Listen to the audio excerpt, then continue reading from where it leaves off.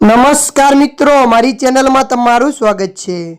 મિત્રો, ઘરમાં રોકડ રાખવી એ ગુનો નથી, પરંતુ જ્યારે કરવેરા નિયમોની વાત આવે છે ત્યારે થોડીક બેદરકારી તમને મોટી મુશ્કેલીમાં મૂકી શકે છે। તમારી પાસે ઘરમાં 10 લાખ રૂપિયા હોય કે 1 કરોડ રૂપિયા, જો તમે તેનો સ્ત્રોત જણાવી શકતા નથી તો આવકવેરા વિભાગ તેને અઘોષિત આવક ગણી શકે છે। તમે ઘણીવાર જોયું અને સમાચારમાં વાંચ્યું હશે કે જ્યારે નોકરિયાતો, રાજકારણીઓ, ઉદ્યોગપતિના ઘરે દરોડા પાડવામાં આવે છે ત્યારે ઘણીવાર ઘણી બધી રોકડ જપ્ત કરવામાં આવે છે અને જો તેનો રેકોર્ડ ન હોય તો પૈસા જપ્ત કરવાની સાથે ભારે દંડ અને ધરપકડ પણ કરવામાં આવે છે। બેંકમાં એકસાથે 50,000થી વધુ રોકડ જમા કરવા અથવા ઉપાડવા માટે પાન નંબર આપવો ફરજિયાત છે।